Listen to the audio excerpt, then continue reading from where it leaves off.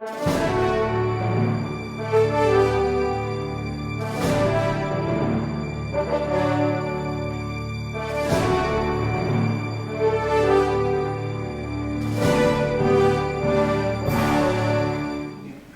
know, there's something to be said for people like Matt Connolly and Glenn Geissinger that sacrifice their life, their 24/7, 365 days, a year and a half. As I very well know from running for office, I know what it takes in the sacrifice of your life and your family's life. So before we even start this debate, I just want to thank you, and I would ask everybody else to thank them, please.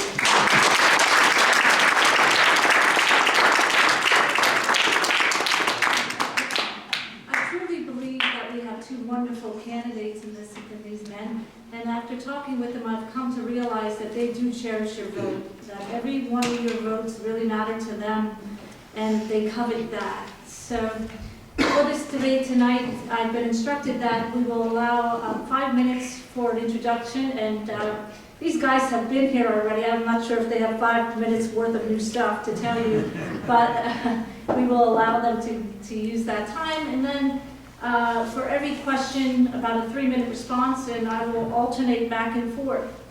I do have about 11 or 12 questions of my own and from the T.E.A.Party that I've come up with, and I hope to clearly utilize them to address distinctions between candidates and for people to come to really understand why what each other really represents. So, Mr. Geissinger, we'll go with you first to introduce yourself.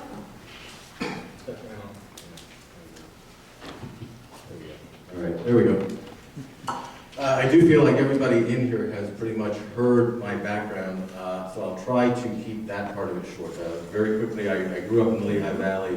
I started working as a young man when I was 14 years old in a local restaurant.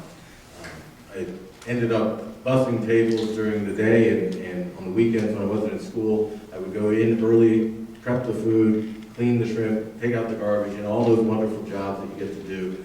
And then I would go back home, because I lived about a mile from the restaurant. I'd ride my bike back. I'd take a shower, get dressed up in my black pants, white shirt, black bow tie, and I'd go back and I'd bus tables until 10 o'clock that night or midnight, or whenever it was we got off. I learned that work ethic from my dad. My dad was a union carpenter. Worked in tile and carpet work, and when he wasn't doing that, he was either working a second job or else he was spending his time engaged in his drill as a naval reserve, a non-commissioned naval reserve officer. So I learned two things. One was a lot of hard work, and the second was a love of the country. And after I got done with those, after I got done and I grew up and I got out of high school, I went into college and I followed that same pattern. I worked my way through college, enlisted in the National Guard, spent the last 2 years of my college in the 723rd FT Company in Lehigh, and then I was commissioned an Army officer. I spent time there on active duty with the 82nd Airborne Division and the 18th Airborne Corps. That pretty much sums up kind of the history of my youth and how I laid the foundation for the basic principles that I take into the rest of my life. Hard work, devotion to country, and the understanding of what it meant to have leadership. When I got out of the Army, I ended up going into banking, I ended up going into sales, ended up in a kind of bouncing around a little bit.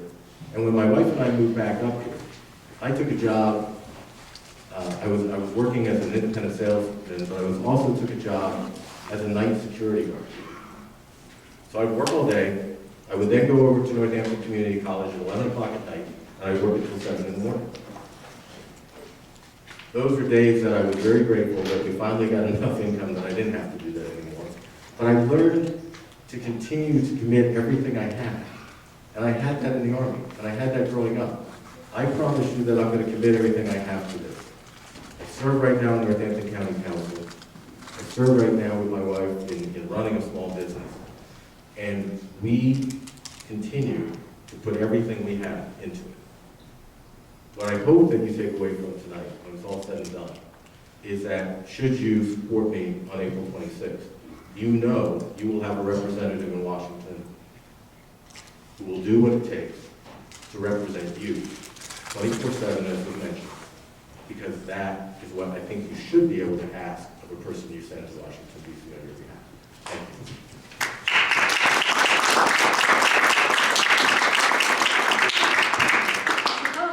Hi. Hello, everyone. Matt Connolly, 50 years old. I grew up in the suburbs of Maryland, and youngest of three kids. Like most kids growing up, you bop along, you do your thing, you have your dreams. My dream was always to be a professional race car driver. And before you laugh, I'm going to do a spoiler alert. I succeeded at it. Most of you know that. So growing up, really the first president I remember was Gerald Ford. Then Jimmy Carter came along. Now my dad was a small business guy. He was a film producer. And a pretty good one. He was nominated for 2 Academy Awards. Didn't win, but he was nominated, which isn't a bad thing. And I'm the youngest of 3, like I said before. My parents' American dream was to have all of us go to college, well, private school, Catholic school, and then college. So my brother and sister, they did all that just fine. I'm in 9th grade at, and don't hold this against me, the same high school that Martin O'Malley went to. So, you know, they sent out both kinds of people, obviously. And that was when the Carter recession really kicked in. And my dad, his behavior changed a little bit, because you know when your parents are really stressing. Probably a lot of you feel that now because of the economic uncertainty. And the next thing I know, it's, Matt, how would you like to go to public school? And I thought it was okay because there were girls there, right? So that worked. Because, you know, Gonzaga was an all-boys school. And then I realized that we didn't have what the other folks had much more, because this economy thing, which I didn't really know much about, because I grew up middle class, everything started to change. And, okay, fine, I was always been an auto mechanic, tinkering to some point, was able to work as a lawnmower repairman, you know, in 10th, 11th, 12th grade, to help support the family, which is kind of strange for a kid in high school to support the family, but my mom said, if you want something new, you're going to buy it yourself. Then Ronald Reagan was elected, and the change sort of occurred. And that was my first real understanding of the value of the person in the White House and what kind of difference they can make. Of course, we all remember the hostage crisis and how they were released on the day Reagan was inaugurated. So, went to college. First president I got to vote for was Reagan's re-election. The 1980s was something I wish that today's young people could have experienced. Because you went from sort of a gloom and doom, we're not sure, the world doesn't respect us, to a, this is what this American thing is all about. You can do anything, you know, Reaganomics. You start a business in your parents' garage, you go off and you make money and you live your life. Versus today, which is Obamanomics, which is where you come back to your parents' garage and you live there because there are no jobs. So that was my first really understanding. Well, then I went on to pursue my dream of becoming a professional race car driver, which I did. I moved to Pennsylvania, worked at a shop for a year for free in order to use one of the race cars. The following year, I was able to win the championship that year, which was pretty exciting. And that put me on my path. I had the confidence, I had the experience, the economy was decent. All was going great. 25 years professional auto racing as a driver, a team owner, mechanic, engineer, you name it. 2009, I'm renegotiating with my biggest sponsor in Daytona. And they sit down, and we're going through the thing. It was a multi-year contract from the year before. Everything was fine. And they didn't look right. And I thought, oh gosh, what's going on here? And they said, look, you've done great for us, but we are terrified of the guy in the White House. We have no idea what he's going to do. We've heard about these taxes. We've heard about regulation. So we'll buy out your contract, but we are not spending any money on anything that isn't directly related to our business. So I thought, well, that's interesting. That was my second little red flag. Jimmy Carter was the first. Barack Obama was the second. I thought, why should whoever is in the White House make that drastic of a difference? Didn't the Constitution, with the checks and balances, didn't that sort of make the government on this side and the private sector on that side? So that was my first decision to really say, okay, I am now going to get officially involved in politics. I ran for state senate. I didn't win. I became active in other things. 2014, I ran for this seat.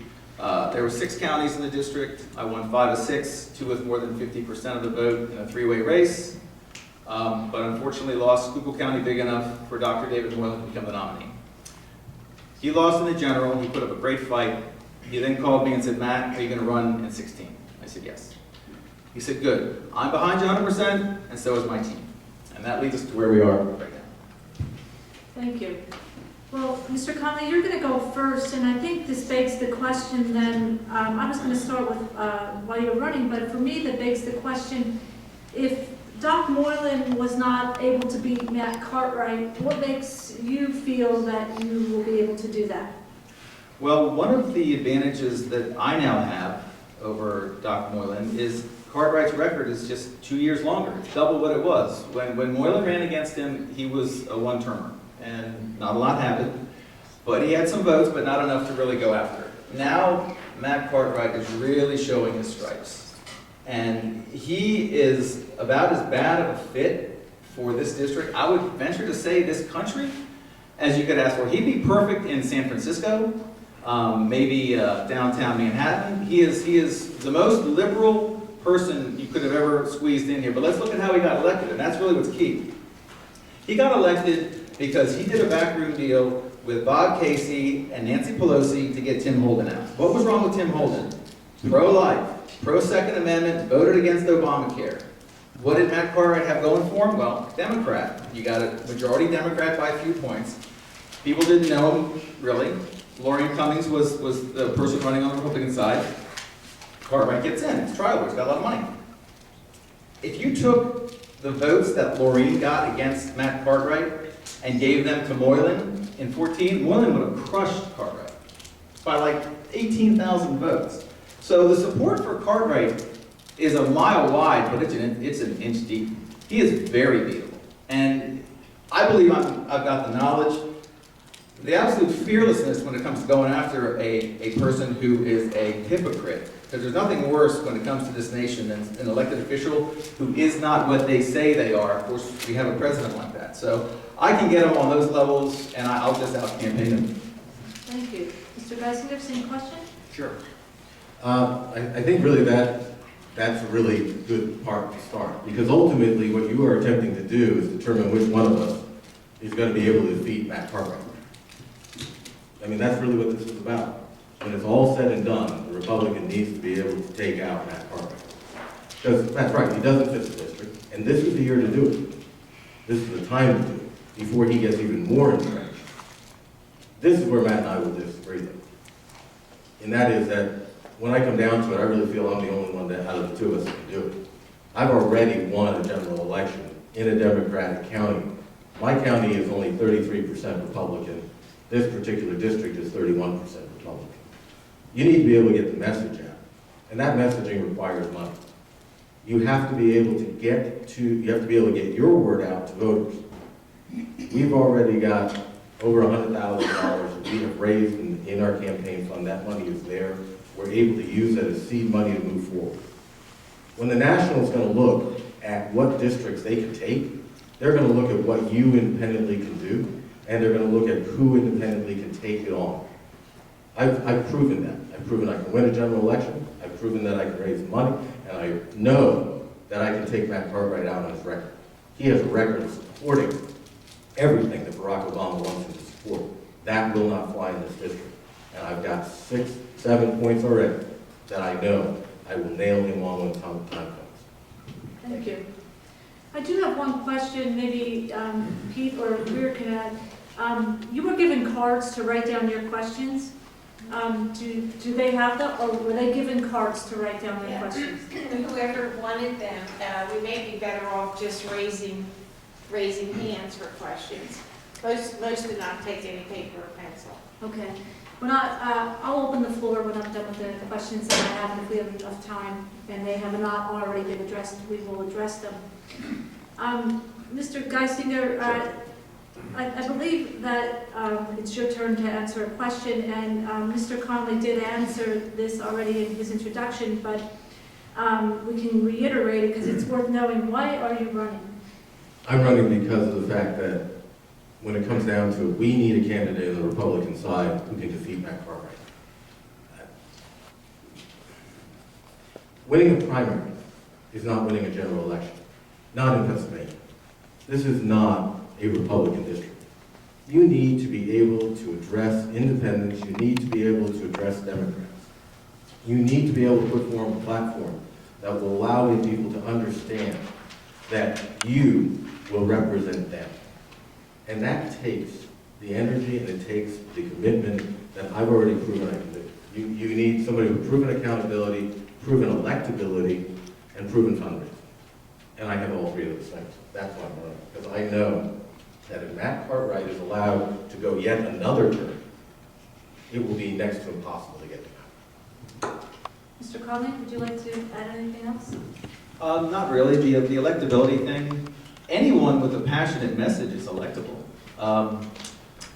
So on that score, when I think about Matt Cartwright, I think about, as I said earlier, what his incredible vulnerability is.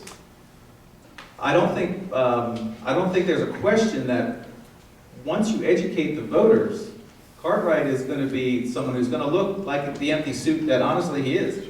He's done a number of things. One simple thing.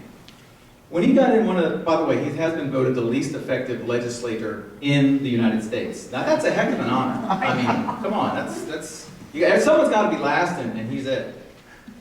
One of the first things he proposed was to increase the tort limit for truckers, over-the-road truckers, from $750,000 to almost $4 million.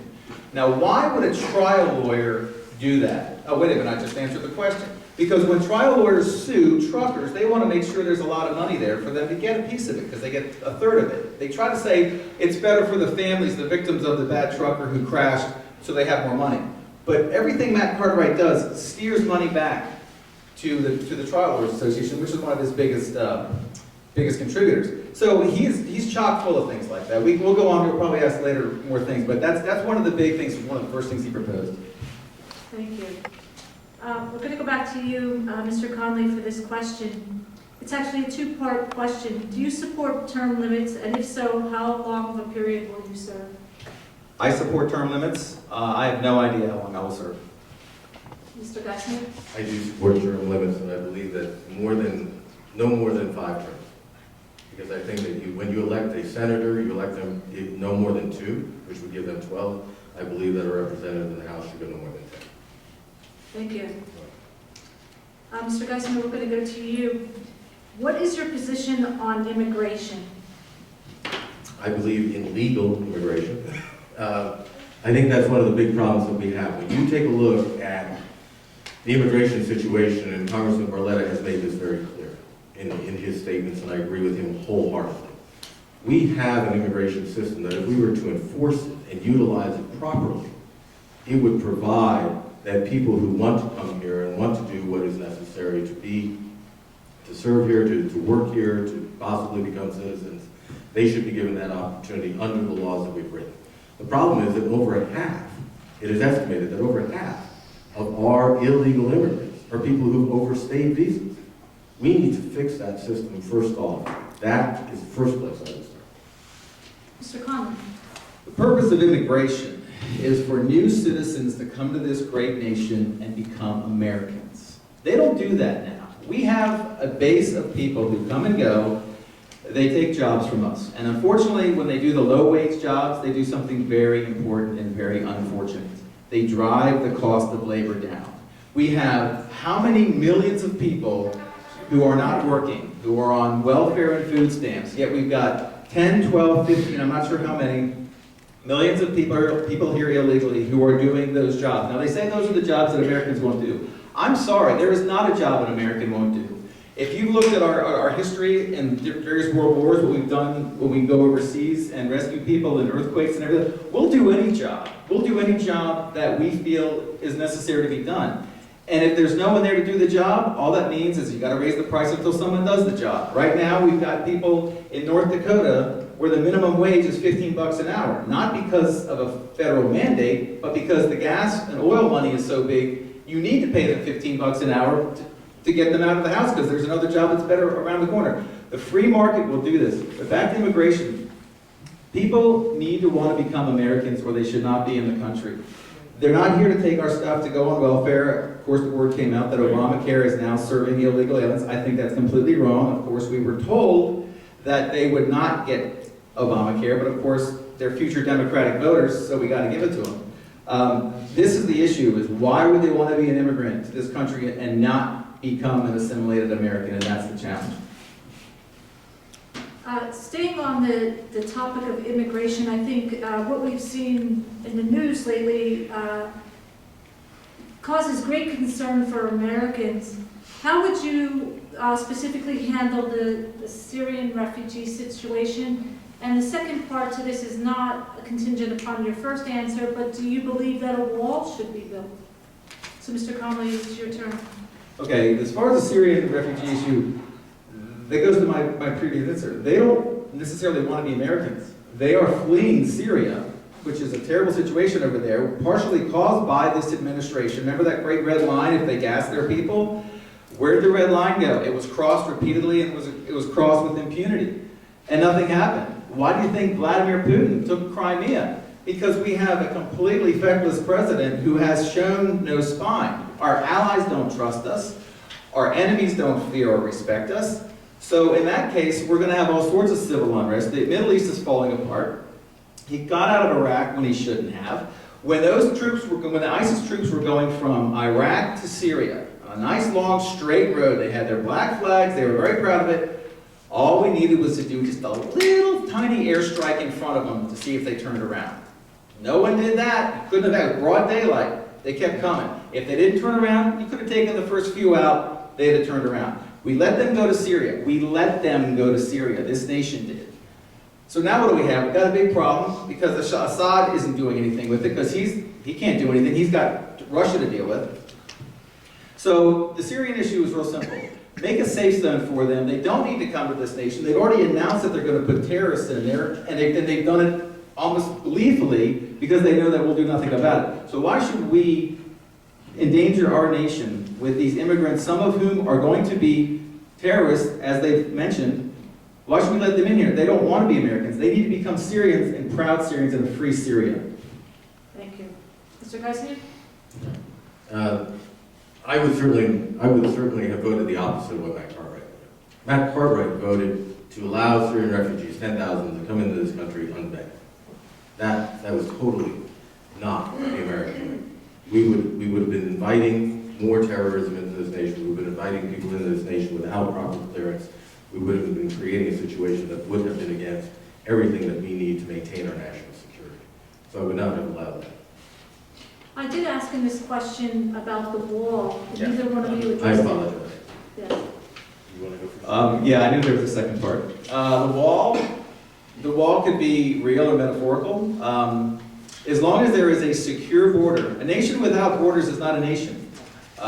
We need to have absolute border security to the point where we can be sure who is coming and going. And that is something that in many parts of the South has already been paid for, never implemented. So we have to, like so many things in this nation, if we just followed the laws, even the immigration laws from the 50s, we would be so much better off when it comes to political will and political correctness, and that is what we got to fight against. Mr. Geissinger? I think it's been very clear that Congress has already authorized building portions of the wall. Why we have not moved forward with doing that where it's been approved, funded, and gone forward, I don't know. So I would support the continuation. Thank you. I'm not sure, I think I started with Mr. Cartwright, but Mr. Geissinger, I'll start with you. Article 5 of the Constitution weakens Congress and empowers the state legislature to amend the Constitution. Are you in favor of this? Are you asking specifically about a convention of states? A convention of states and really bringing power back to the states. Okay, well, the 10th Amendment of the Constitution empowers the states for anything that is inherent in them that isn't given to the people or that hasn't been directly given to the federal government. And I think ultimately that is where we need to return our nation to, is that we need to return to a nation where the federal government is the limited government that was within the bounds of the Constitution. We have allowed the federal government to become this great bureaucracy that thinks that it can do or dictate whatever it wants. The EPA regulation that the Clean Water Act that Mr. Cartwright has endorsed and supported is a perfect example of this. That would take away 400,000 acres of Pennsylvania and turn it over to federal control by simply being able to put large puddles on your land. That is the kind of ridiculous things that have been given to the federal government that never should have been there. We need to go back to a system where the states are the primary responsibility and the primary set of governance.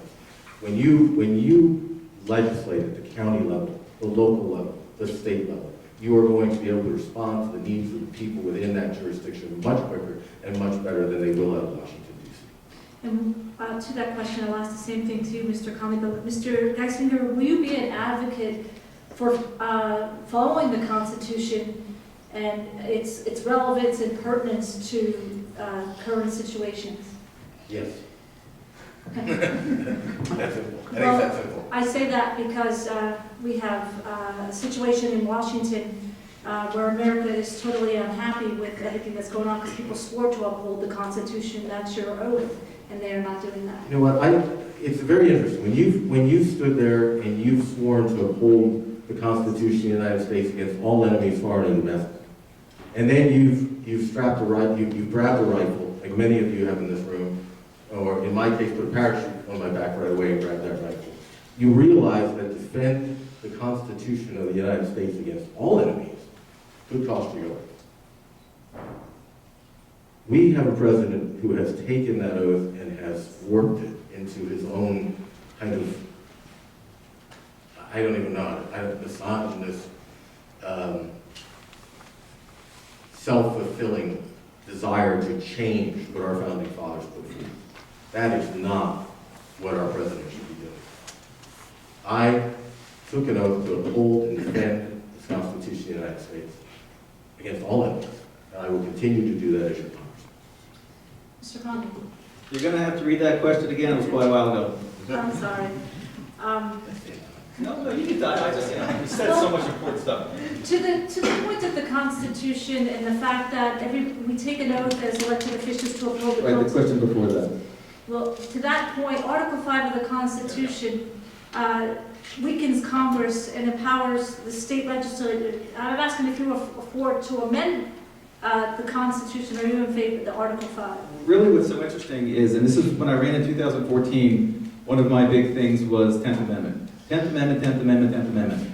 What separates America from all the other, quote, free countries?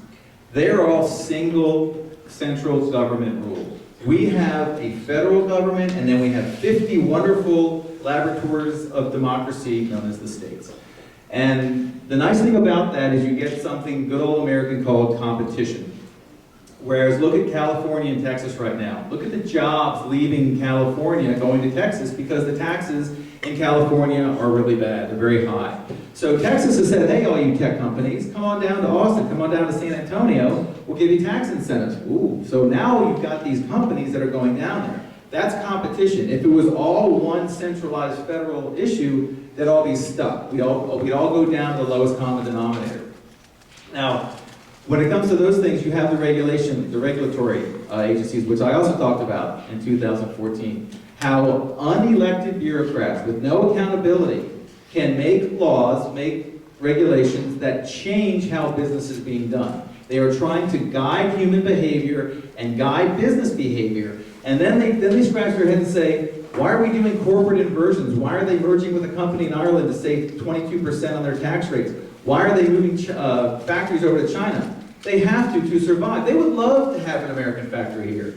But it's impossible. You've got OSHA, EPA, all those other things, which are good in original concept, but they are not meant to be the almighty hand of government that can shut you down if you don't make some bureaucrat happy. And the second thing was? Well, in favor of the Constitution. The Constitution, you know, it's funny. The Constitution is about 2 pages on today's paper, give or take. Ratified in 1787, virtually unchanged for almost 100 years.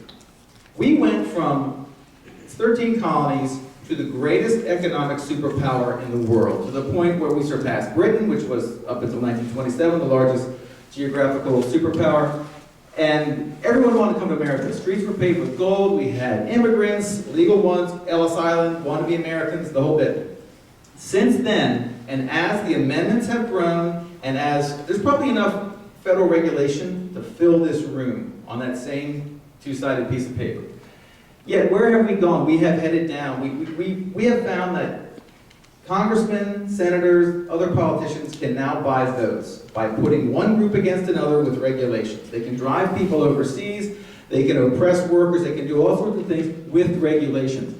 The Constitution is really almost an afterthought at this point, and that's why this election is so important. You need to elect real diehard conservatives who understand how it works to get back to the Constitution, because that's where the future of this nation and ultimately the success of the world will be.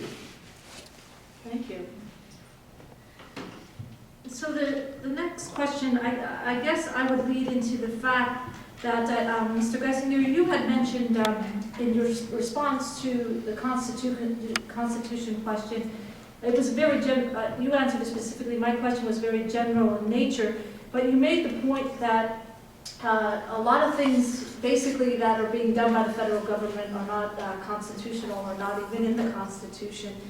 So to that point, I think I started with you, so I'd like you as the candidates to address some of the situations pertaining to Pennsylvania and other states, how you would handle this. Mr. Connolly, should the federal government step in to bail out in the pension crisis? For example, Pennsylvania, we have a horrific pension crisis.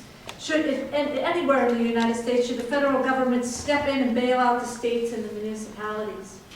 Well, I guess the easy answer would be no, because once you do that, you are rewarding the bad behavior.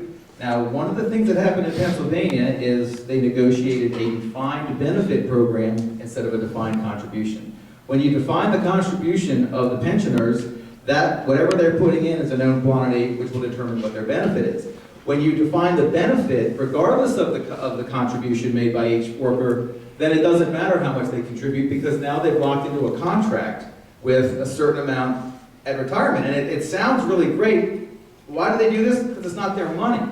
So when it's not your money, you can be the most generous person in the world. I mean, look at all the programs we have right now, and we can print it or we can borrow it. But the whole federal overreach, and that's part of the problem with where the 10th Amendment has been lost. When you have, in the schools today, about 1% of the money comes from the federal government, but 90% of the regulations. When the federal government takes its highway money and it dangles it in front of the states and says, you better do what we want or you're not going to get this highway money, that's really an unfair overreach of the federal government. It goes back to the laboratories of democracies. The federal government should not be the person there that goes and saves everybody when they make a mistake, because all they're going to do is make more mistakes with impunity. It's got to hurt. If it doesn't hurt, you're never going to learn anything. Ben Franklin said that. Well, what would you offer as a solution to this crisis? What would you say to the states to get this money? If you say no to the municipalities and the states, what is your solution to this?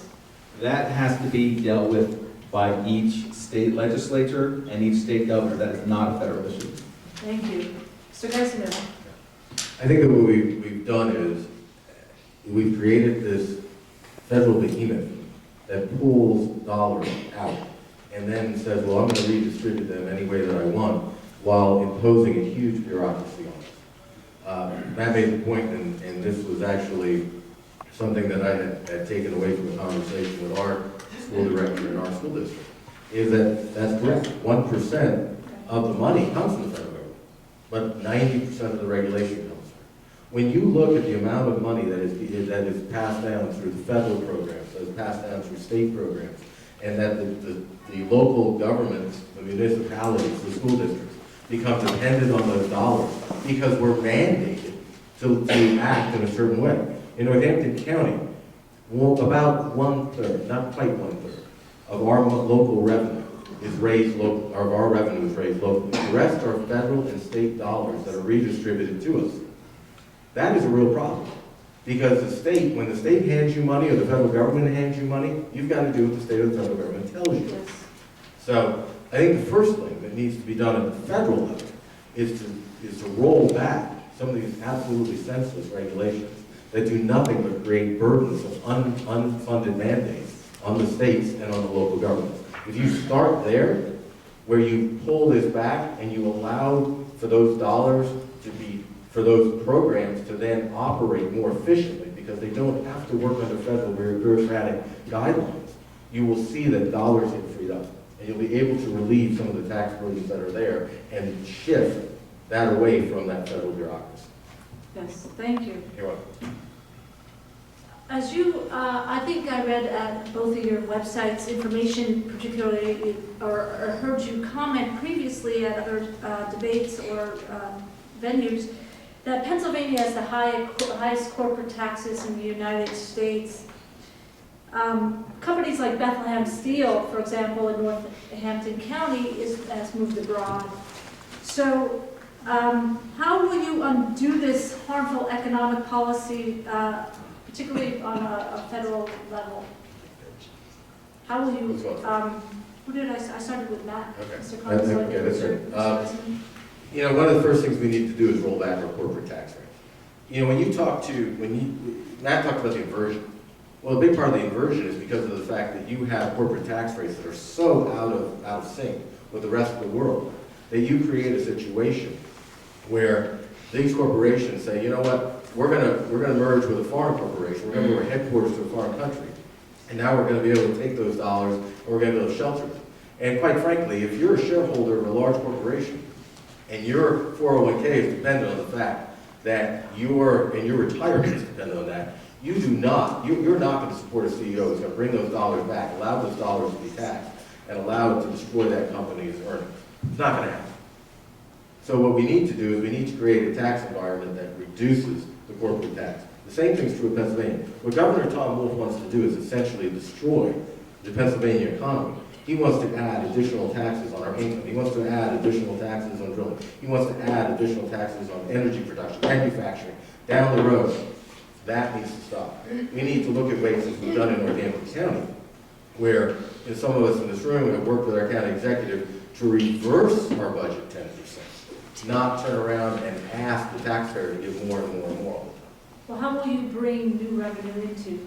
Well, you know, the first way to bring new revenue in is you lower tax rates. As you lower tax rates, you'll be able to have corporations that will stay here, corporations that will build here, corporations that will produce here. A perfect example of this is where you have projects that you put forward or opportunities that you put forward where corporations say, you know what, Pennsylvania has cheap energy. Pennsylvania has the ability to give me coal-fired energy, it has the ability to give me natural gas or natural gas in the ground through fracking. It allows me to be able to put a company here. It has trained labor, it has skilled labor. I can use that labor, I can use this better tax situation, and I can build a plant, and I can create jobs, and I can sustain those jobs, and those jobs feed an economy all the way down. We see this specifically, we're really hurt by this corporate tax in Monroe County. Mr. Connolly, do you need the question repeated? Just most of it. I would like you to share with the people your solutions. I mentioned that the corporate taxes are Pennsylvania at least 23%. If I don't want to misspeak. It's very high. It's the highest in the United States. And we see companies like Bethlehem Steel moving out. And we see in Monroe County businesses not wanting to come here from New Jersey and New York, even though this is a prime location for them to be. So what is your solution, and you know, how will you reverse this harmful economic policy and your solutions to it? One of the other things that come with the high taxes in Monroe County is the ridiculous property taxes. So if they did move a business here, no one would want to live here because they couldn't afford the property taxes. I'm working on that. You go. Back to the federal issue.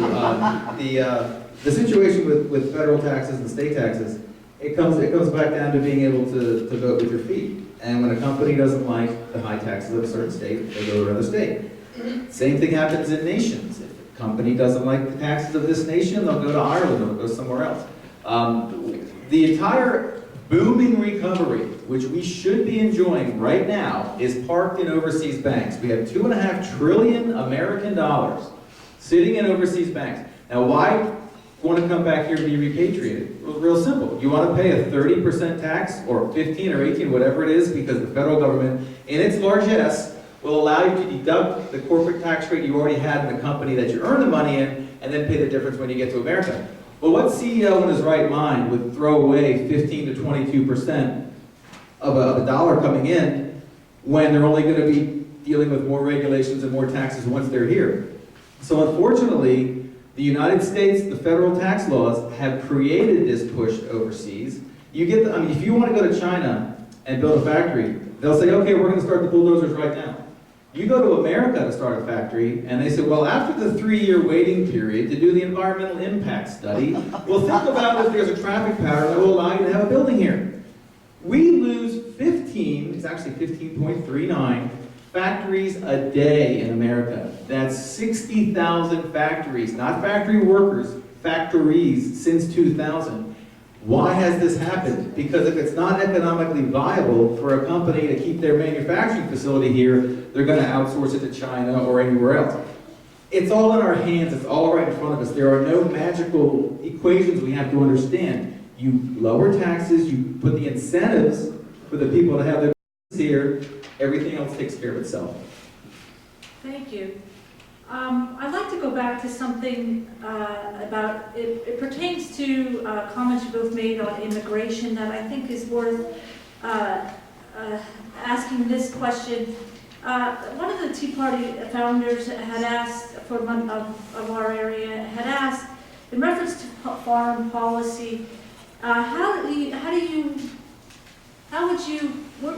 would you put forward to handle foreign terrorist organizations? And particularly, what is your view about using military force and the U.S. as being a policeman in the world? So there's two parts. We'll take the first one. I believe, who did I start with? I think I started with you, Glenn. So Mr. Connolly, how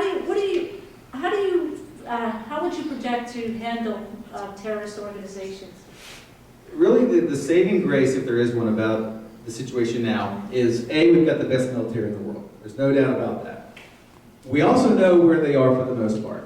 We just have to allow ourselves to actually have that battle and take those bad guys out. If you ever want to end a war on time, there's one way to do it. You can lose. And that's exactly what this president has done when fighting in the Middle East. When you put a date certain and going to pull out from there, well, you just guaranteed you're going to lose. If you, against the advice of the people who know, which are the military folks, if you don't leave residual force or anything else, the people who have been hidden are going to come back out and they're going to take over.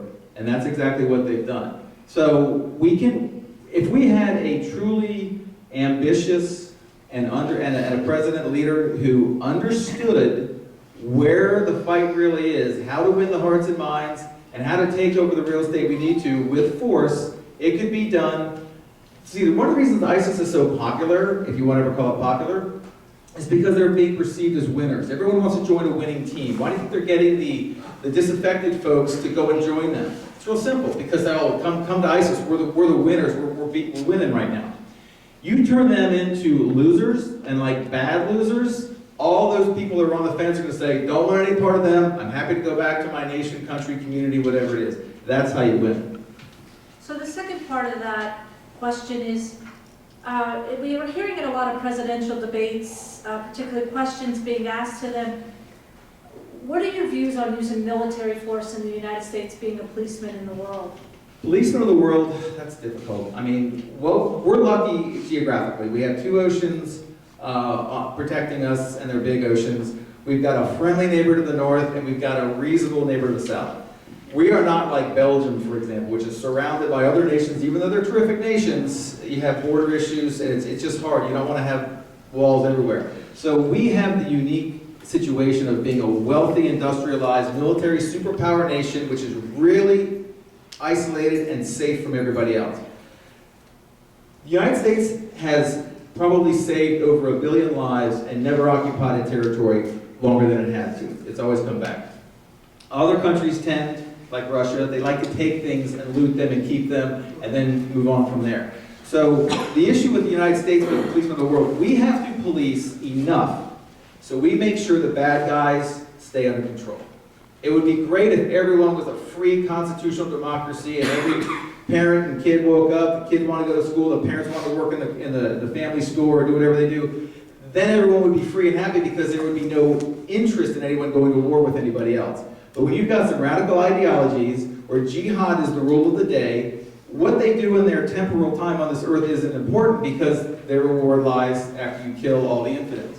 So until that ideology goes away, and we'll see how long that takes, we have to police enough to protect ourselves and protect the good people who support us. So you feel that we should be getting involved in other countries' business?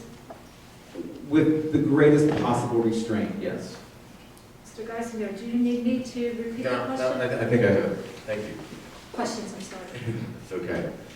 I think first off, it starts off that if we want to eliminate ISIS, if we want to eliminate radical Islamic terrorism, we need to put together a coalition of people that can do that. We need to work with the other nations of the earth that want to restrain this. We helped create part of the problem. And we've got to admit that. Barack Obama helped create part of this problem. There were governments in place that were, while they were not necessarily the best, he created voids and vacuums. He created a void by pulling our troops out. Many of us are old enough that we understand that what happens when the United States does not commit itself fully to its armed aggression. Now, I was born in 1965. And during the 60s, my oldest brother, was at that age where you're looking at Vietnam. What did we do in Vietnam? We failed to commit what we needed to win in Vietnam. But it is the exact opposite of what we did in World War II. In World War II, this country got 110% behind the effort to remove the threat in Europe and to remove the threat from Japan. If we did as George W. Bush did, and build a coalition, as we did in Desert Shield and Desert Storm, and we went after ISIS with 100% of the American might that we could throw behind it, we could contain it and eradicate it. That's the first thing. Then we need to allow forces to remain in place to create stable governments, to allow those people to work forward. We pulled out of Iraq and allowed Iraq to destabilize. But when we left Iraq, when we were there in Iraq, before we left, we had a stable government. We are not in a position where we need to tell the world how to run their business.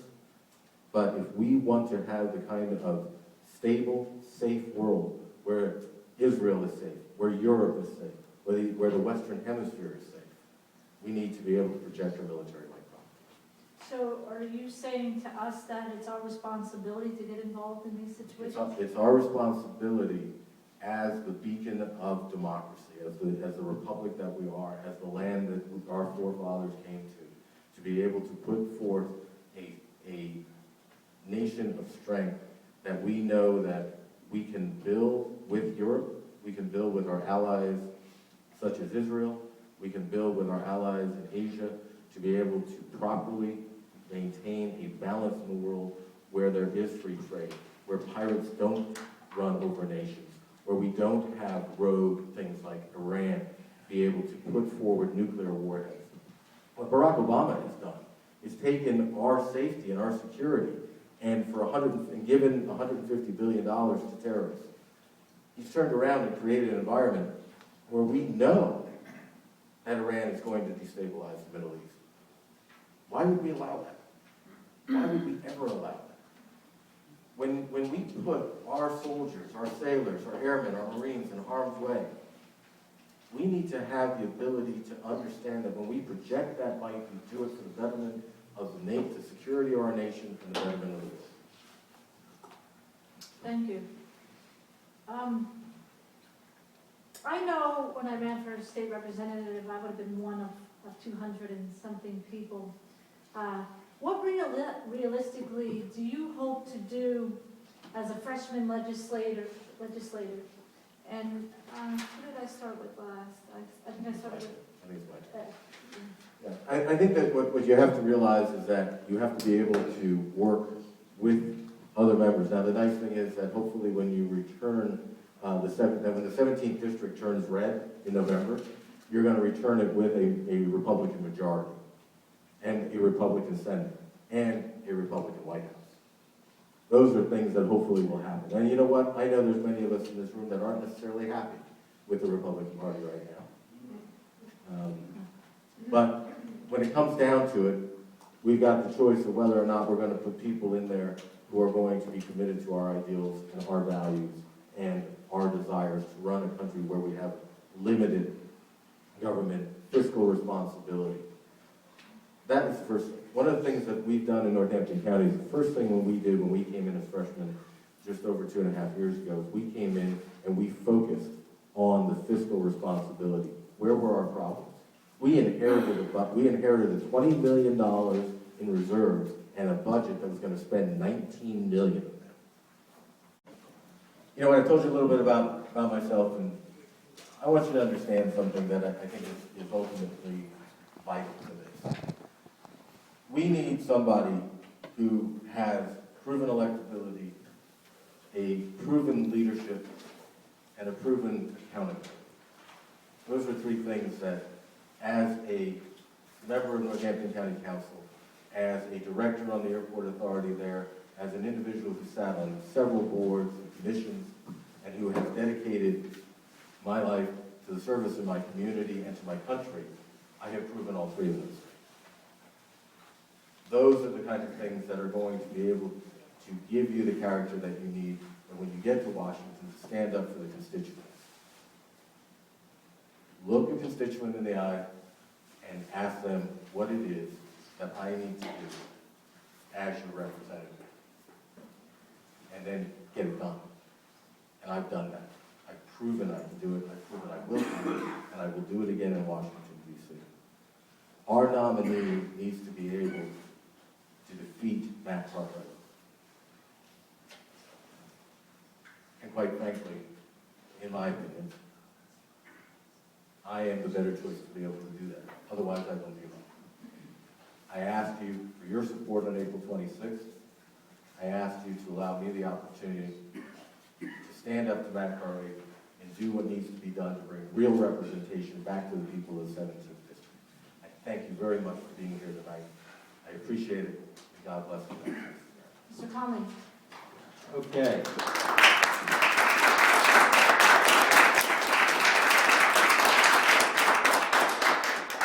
Everyone looks around and they read the newspapers and they watch the news on TV and they wonder, how in the heck did we get in this mess? It's real simple. We stopped following the guidelines that made us great in the first place. We stopped following the Constitution as it was written. People in Washington and people elsewhere realize they can buy votes by creating dependency with special programs. You know, lobbyists are very interesting. They weren't part of the original founding of this nation. Why? Because there was no benefit to anyone. The US Constitution put government here, put the private sector here. People were free to do what they wanted. They could pursue their dreams, they could do everything else. Once the line between the federal government and the people's freedom got blurred, then all of a sudden lawmakers could make a law to help one industry over another. That lobbyist said, hey, I'm going to convince this guy to vote for that, therefore you're going to have an advantage over your competitor. Obamacare is a perfect example of that. You had people going to the insurance people and saying, hey, we're going to pass a law that guarantees everyone in America has to buy your product. What do you say to that? They're going to say, gee whiz, that sounds great. We could use all that business. Only problem is people aren't affording it. The coverage is terrible. The deductibles are way too high.